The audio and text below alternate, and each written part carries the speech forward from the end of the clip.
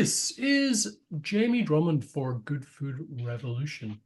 I'm speaking to Pedro, who is joining us all the way from Portugal today. How are you today, sir? The last time we saw you was 10 years ago, and our son was 2 weeks old, and he is 10 years old today. So that's some time since we last saw you.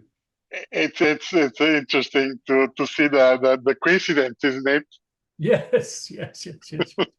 So how are you? How have things been at your winery over the last decade? Oh,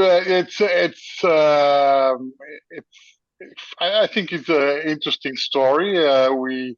We managed the the company in the way that we have discussed the first time we met. So the main strategy is producing wines with our grapes in our property. So what you call independent wine grower. And of course, we learn a lot about the property, and we think we made a interesting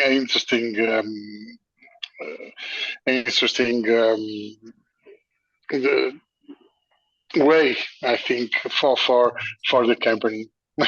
Now, for those people unfamiliar with your two properties, the one in the Dow and one in Vinho Verde, would you mind telling us a little bit about the history of both of them?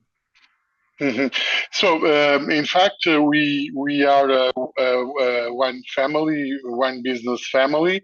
I'm a fourth generation, Right, and in the Quinta da Sanjoanne, we are here since 1891. right. So, more than 120 years. And one day in 99, we decided that it was very important to develop the business and starting to produce red wines, and that was the idea to bought another property, and we chose Dow because Dow is very good for red wines, and then we bought that property near Viseu, 20 kilometers east from Viseu.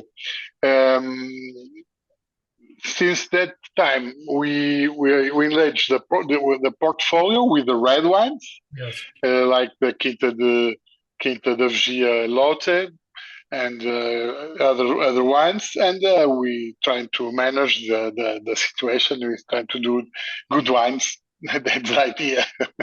Super. Now, how has your market been? Because we keep on hearing these stories about there being a surplus of wine within Europe. How has your business been through the course of the pandemic and into the present day? Yeah, well, that's true. In fact, there are a little bit high production in the few last years. However, um, what we think that this large uh, production are the ones in the intro level, I might say, Yes, yes. and we don't do that kind of wines, so for us is not so um, a big issue. Of course, more wine in the business, less quite space for us exists. But we try to produce outstanding wines, outstanding level wines, and then we think we can skip a little bit. It's not easy. I don't put that in terms of easier, but we try to skip that problem at this time in Europe. Is true. I think the most important problem is the diminution of consumption of Yes. wine Yes. in general terms in the world, except the Asia, of course. But for us, Asia is too far, and it's not easy to go there. And so for us, Asia is not a solution. and we try to manage in Europe and United States or in America or North America and South America, and then the consumption is in fact an issue that we trying to study and trying to find a way to go forward.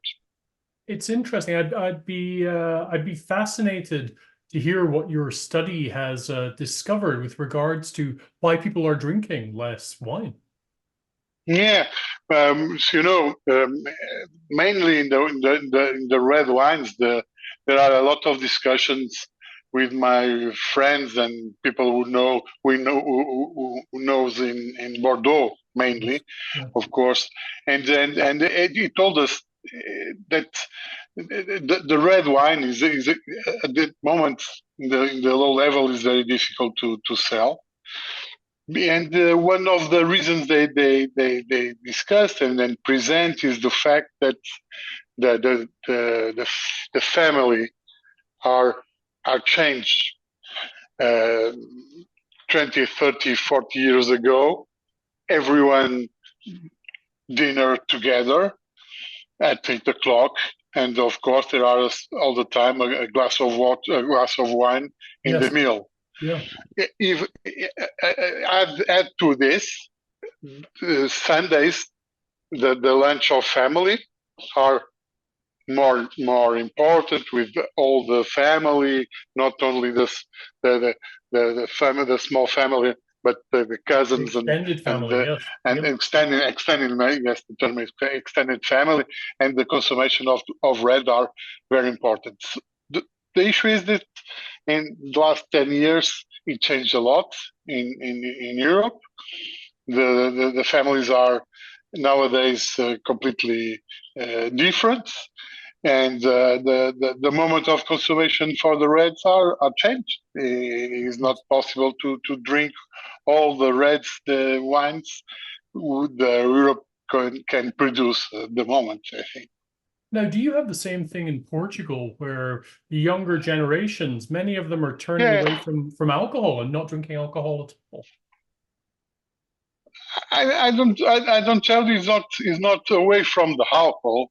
Right. It's away from the moment of drinking. I see. I see. Interesting. Well, Unfortunately, the alcohol Saturday night and Friday nights are the consumption, but still it's the not same. wine. Still the same as It's it's not ever been in wine. Portugal. Okay. Yeah, it's the same my time and your, I'm sure. Interesting. Now, you're still a reasonably small company. What's the average annual production that you make there?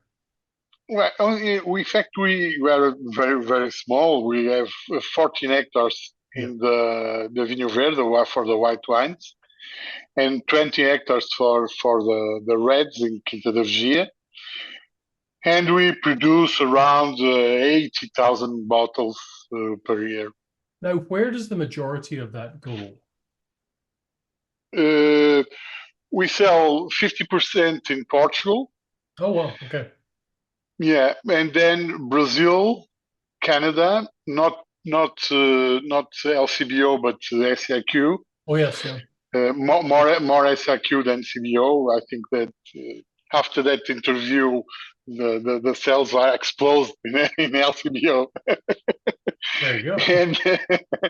And we also sell in UK, Switzerland, Spain, Denmark, Switzerland, and Belgium. Right. Now you're with Buyers and Cellars in Ontario now. Yes, we're going to be tasting. This is the San Juan Terroir Mineral 2021 Branco, right?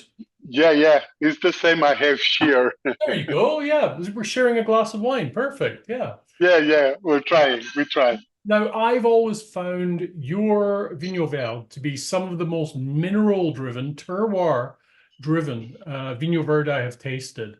I know that you sometimes change the cepage from vintage to vintage, but in the 2021, are we talking about Avesso and Loureiro again? Yes.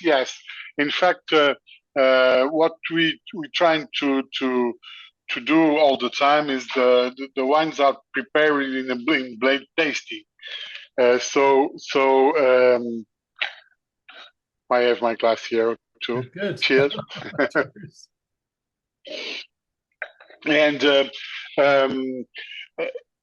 for the Terroir Mineral, the idea is to bring our mainly qualities of the soil, the grapes, and myself to the glass. Yes.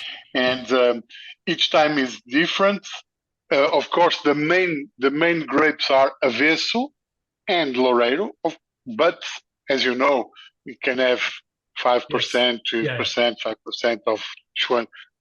Is not important in fact, because you have about 8 varieties in Vinho Verde, right? That you work with.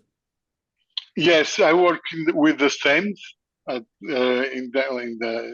Since we spoke 10 years ago. Yeah. If you want, I can repeat. But I know. I'm sorry. I skip one. I skip the Azal. Oh right. Okay. Yeah. I skipped the Azal because Azal it was for us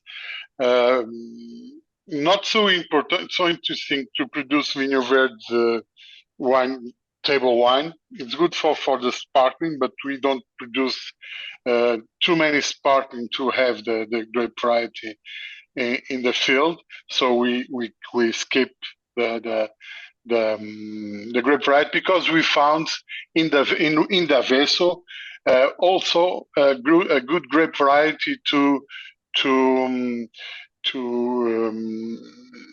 produce the sparkling. So the sparkling at the moment is Avesso and the Rinto, and not Azal and the Rinto. Right. So do you select Loureiro and Avesso for this wine because you feel they're the two grapes that basically work as a conduit for the terroir more than the other ones? So they really express the terroir. In fact, Jamie, I select some parcels who have that grape varieties to produce this wine. Right. Okay, so it's starting in the parcel, in the plots. I see. And not with the grapes, not in the varietal grape. Okay, so that parcels we have is very interesting to produce with that grapes Avesso and Loureiro, that minerality in the wine. Okay, however, it's the part of the property, the parcels who are more rich soil. Okay, because we have more high premium wine that also Buyers Cellars he has is this one, is the Quinta da Sanjoanne Herança 2000. This one, it comes from Avesso also, Avesso and Malvasia Fina, but the soils are much more poor soil. I see. So the Avesso is completely different. It's not is intense, is very long. Of course, the minerality is always present in the wines, but it's not so intense that in the Terroir Mineral is another thing. The Terroir Mineral almost has this, there's this salinity that one would find in good Vinho Verde, but there's almost a metallic edge to it in this. And I mean that in a very good way. It's something that I enjoy in the wine. Would that be a fair enough observation?